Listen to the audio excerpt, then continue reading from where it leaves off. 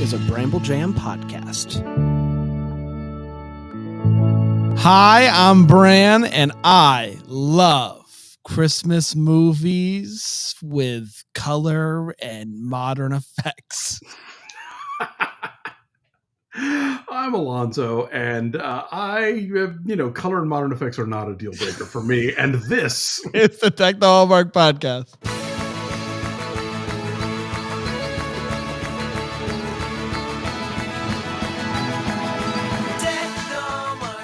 Yes, sirree. Hello, everybody. Welcome to Deck the Hallmark. It's Monday. It is the 25 weeks of Christmas movies, and we're chugging right along, Alonso, with week 18. Week 18. What? Man. Insane. I know. We're going to be at Christmas in July before you know. I do feel like this year is flying by. I feel like maybe it's, so the year 2000 and last year felt like they were moving at a Do you mean snail's 2020? pace. 2020. 2020. And 2021. They were weird years, obviously, for obvious reasons, but they were slow while also feeling like no time and all the time had passed. I feel like things are starting to get back to normal, and it just feels like time is just flying by. Do you feel that way?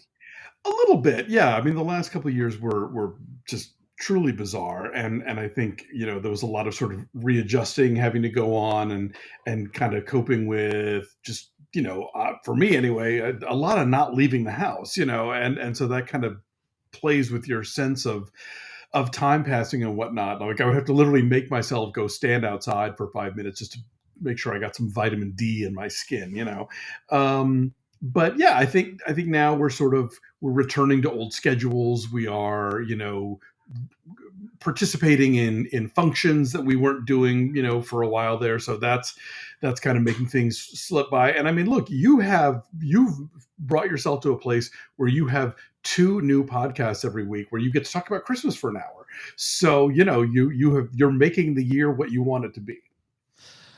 That's right. I'm really I'm a trailblazer in that I'm a Christmas trailblazer, and I love it. I mean, look, it's there have been a lot of Christmas podcasts in this space, but you're now carving out your piece of it, and that's what matters. People ask me, and I know they ask you this as well, Alonso, do I ever regret making Christmas my thing? And I can honestly say I do not regret it one bit. Yeah, no, I think that's not the sort of thing you enter upon lightly. So like you're either feeling it or you're not, and if you aren't, you have other things to do with your time. But yeah, once you make this commitment, it's pretty clear. Yeah, you're down to clown. Yeah, down to clown 100%, and down to clown I am for today's movie, Alonso. Okay. I said that I love color and modern effects, which is an interesting thing to say about today's movie, because today we're finally doing it, Alonso. We're watching the 2000 smash hit, The Grinch. Oh God! I knew this day would come. I signed on for this. When was the last time you watched The Grinch? When was the last time you watched The Grinch? In 2000. Okay. I went to a press screening and was roundly appalled, and I can't imagine that my opinion has changed that much, but I will gird my loins and clench my teeth and wade into this fiasco once again. Is this disliked by critics? Yes, it is. I mean, not all of them, obviously. We rarely speak as one, but I mean, I haven't pulled up the Rotten Tomatoes page, but I'm gonna guess, I'm gonna go below 30. Let's say. I imagine that's a safe bet. Prediction. Yeah, this is not a movie that was critically acclaimed, but boy, it has become inescapable. Wowie zowie! Is this accurate? What? 49% on Rotten Tomatoes. Oh, okay. Well, there you go. More divisive than I thought. Hey, can I say this? I bet. Did you review the movie? I did not. I was not reviewing at the time. I was editing at a magazine, but I wasn't writing movie reviews. Here's what's going to happen, Alonso. Are you ready for this? You're about to go watch. You're about to go watch this movie, and you are going to review it with me. You're going to submit that review to Rotten Tomatoes, and you're going to take this sucker to 50%. You are single-handedly going to take this sucker to 50%. We're going to do it here. We're going to make history, Alonso. That is not how math works. It isn't. But okay, but it could. I'm not saying it's definitely going to be the thing that takes it to 50%, but they'll probably round up. Yeah, again, you're assuming that I'm going to be giving a positive review. I am 100% I am 100% confident. I don't know if you want to put your money on that one. Listen, I need you to do a few things. I need you to just, again, try to embrace it like you did with the Polar Express. Yes. Just throw out your hatred of Jim Carrey. Even though I think I don't think he's the new Jimmy Stewart the way you do. Cannot continue to hold that against me. I stand by it. Have you ever listened to your own show? You guys ever drop anything? Once you've said it, it's an albatross around your neck forever. He is our generation's Jimmy Stewart, and I stand by it. All right, we're gonna go watch The Grinch, which is on different things. You can click the link in the description if you haven't watched it already, but I think it's on like Max and other things or whatever. And then we're gonna come back, and Alonso, can you promise me this? How about this? What's up? Promise me this. If you do like it, you'll figure out a way to submit it to Rotten Tomatoes to see if it breaks it to 50%. I promise. Yeah! Woo! Well, it's going to be a great day, everybody. It's going to be a great day. You see what happens. It's adorable. All right, we're going to be right back with The Grinch here on Take the Homework.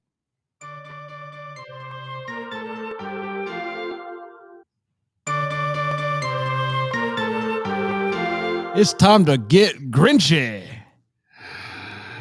Grinch. Hello, everybody. Welcome back to Deck the Homework. We're talking about the 2000 mega hit, the Ron Howard classic, The Grinch. Very excited to talk about this one with you, Alonso, as I know this viewing was life transformational. I'm going to say it so that you don't have to. Sadly, no. It held me right in place. Well, okay. The Grinch originally premiered Dr. Seuss's How the Grinch Stole Christmas. Thank you very much. Yeah, thank you. Great. Premiered in Los Angeles in November 8th, 2000. That might have been when you? If not then, soon thereafter. I did go to an advanced press screening. And then elsewhere, the rest of us, little people, got to see it on November 17th, 2000. And it went a little something like this. Welcome to Whoville. It's a magical place that I think takes place on a snowflake, which is great news. We meet the Grinch. You guys know him. You love him. He's green. He's mad. He's grumpy. We meet the Who's, who are like the opposite, but also like worse somehow. The Grinch doesn't like the Who's. The Who's don't like the Grinch. The Grinch came via Stork. We find out. We get some backstory that everybody's been clamoring for. Comes via Stork and is given to these nice two ladies, and they raise the Grinch, and he falls in love and gets picked on. And so instead of just dealing with that head on or seeking some therapy or a myriad of other possibilities, he climbs to the top of Mount Crumpus and Crumpet, that's right. And like from what I gather, we don't get this information, but like digs into a mountain, creates a nice home full of tech that I find fascinating. Basically, he doesn't want anything to do with the Who's. He goes down there when he has to for groceries and whatnot, and for just some good shenanigans. Cindy Lou Who has a heart, and she's wondering, where are you, Christmas? Because I can't find you. That's her whole thing. She feels like the Who's have been so bombarded by commercialism that they have forgotten the beauty and their meaning, the reason for the season, if you will. What she's saying, I think, is that there's a war on Christmas. And so she knows about the Grinch. The Grinch actually saves her from her impending doom at the post office. And so she's like, maybe this guy's not so bad. So when the opportunity to be nominate the nominations for the holiday cheermeister, she says, I nominate the Grinch. The Grinch gets brought down. Things are turning around. He's kind of having a fun day, but then everything goes sideways. And once again, he's back at the top of the mountain, trying to plan how to ruin Christmas for the Who's. So he comes up with a way. He's going to act like Santa. After Santa comes, he will then go and get everybody's presents, and it will ruin Christmas. He does this. It's great. He's loving life. Gets back up to the top of the mountain, and what do you know? It didn't stop Christmas from coming. They're doing a little sing-song, a little singy-singy, and he realizes that that's not what Christmas is about. Christmas is about people and all that good stuff. Cindy Lou comes up there, saves him, saves the sleigh. They all come down. The Grinch falls in love. Well, he was always in love, but the love is now real. And they all sit around the Christmas tree and they sing Lahu Wahoo and they eat some food. And that, my friends, was Dr. Seuss, How the Grinch Stole Christmas. We did it. We did it, everybody! Finally! All is right with the world. Let's talk about it, Alonso. You said you weren't so hot on this movie when you first saw it. In fact, I've heard you talk trash about this movie for far too long. So I knew that this was the moment to bring you around so that you could see it once again and realize the beauty, the joy, the wonder that is The Grinch 2000 edition. Are you on my side now? As bad, if not worse, than I remember. But first, let's talk about your experience. Did you see this in theaters when you were a wee bairn of 8 years old? I did see it. In fact, my brother's birthday is November 14th, and we went and saw it as a family. I think birthday weekend, because it came out on the 17th. So yes, right. I did see this movie in the theaters, and I had a wonderful time. It was as magical then as it is now. So this officially falls in the category of, is it great or were you 8? Yeah, I despise this film on so many levels. The unchecked Jim Carrey of it all really wears thin. It's an ugly film to look at. Like, it's the between the color schemes and the Who makeup and the smokiness of Whoville. Ron Howard is not exactly my go-to guy for big, broad comedy. I mean, he's got some good comedies under his belt. Big fan of Splash, but like, he is not a filmmaker that has a vision. You know, you can kind of plug him into anything. They literally plugged him into Solo when they fired the original directors. But like, you look at something like The Nightmare Before Christmas, which Tim Burton didn't actually direct, but he oversaw the production. He supervised it. And whether you like that movie or not, like, it is his vision. It is his aesthetic. It is his version of this. Ron Howard has no seeming grasp on this material, and it just seems to be running roughshod in a million different directions. You have this beautiful, simple story that has been blown out of proportion with backstory and flashbacks and extra characters and stuff. I hate that song. The Where Are You Christmas song. It's terrible. So yeah, I loathe this Even movie. The Faith Hill version? Even the Faith Hill version. You monster. I mean, the kids version is terrible, but the Faith Hill version also not good. And not because of Faith. It's because it's a crappy song. So I think a little less of you for making me watch it again. Well, okay. Well, first of all, how dare you? Second of all, you're a monster. And third of all, I think less of you for not liking it, because this movie is a delight. We can agree that Jingle All the Way and some other movies that I brought up aren't necessarily the best. But I will go to the grave. This is the mouth trumpet you will die on. That's exactly right. I don't believe that it was only because I was 8. I believe it's because this is a delightful movie that I love. And I think it's wonderful, and I don't care what you say. I'm always fascinated, and this goes back to the original animated special, but the like I'm gonna say tech, but it's not really tech. But like the inventions that the Who's have always captivated my imagination, and I thought it was really fun to see them in as prop form. Like I thought it was a really fun looking thing. Yes, it's a little foggy, but you know what that is? That's the fog of commercialism at its finest. It's a vibe, Alonso, that you don't get.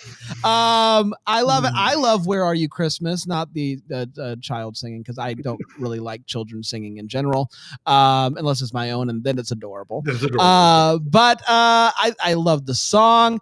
You already know how I feel about Jim Carrey, so yes, we I know will. our Jimmy Stewart. Yes, we will go to the grave agreeing to disagree and on I'll the tell you, magic of the Grinch. to be fair, it is possible that if I could hear "Where Are You Christmas" and not be reminded of this movie, I might like it as a song. But because the two things are inextricably linked in my head, I will always despise that song, because the second I hear it, I think, oh, it's a song from that rotten Grinch movie. What's it? There What's are it a few. like to be Dan? Like in this Oh, case, you're just you'll never you know. hate life, you hate joy, you hate Christmas. You hate Christmas. Admit that you hate Christmas. You know better than anybody that is not so. Look, And that's why it stings all the more, Alonso. there are occasional Jim Carrey one-liners that are funny, but like this falls into, and it's weird that this is a weird position for me to take, because I don't have children, I don't generally care about this stuff. But there was this moment at the turn of the millennium where, it's always been a thing in kids movies where there are jokes that adults will get and kids won't. Old Looney Tunes cartoons have a whole layer of like sort of references or kind of sophisticated wordplay, whatever, that play to adult audiences, that sail right over kids' heads, and that's fine, and that's great, and that's there's a way to do that.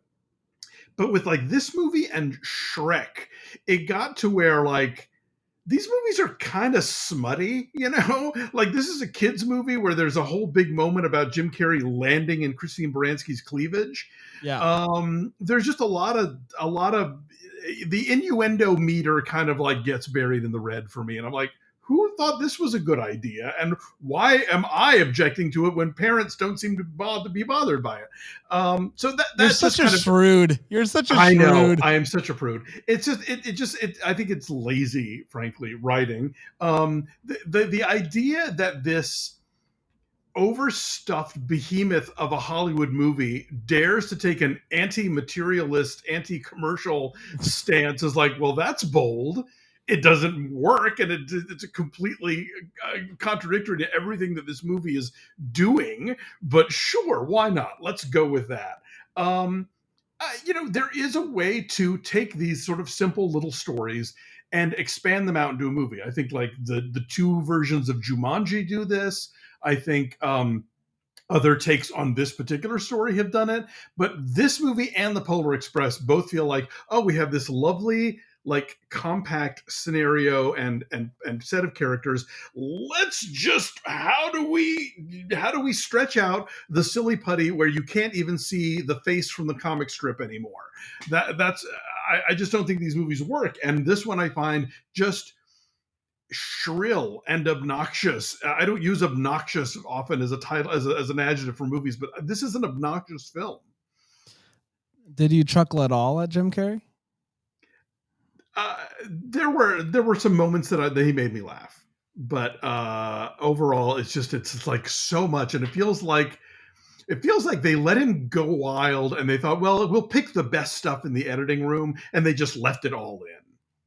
When he's doing the echo bit, and then he says you're an idiot, and then it comes back. That's great. That's just grade A comedy right there. I don't care who you are. Again, there are. I mean, look, if you're going to barrage me with a million bits and one-liners over the course of a film, some of them had better make me laugh, and some of them do. But overall, I just think it's a little excessive. Do you think less of me for watching it every holiday season? It is of a piece with everything you are. Thank you. I don't know how to take that, actually.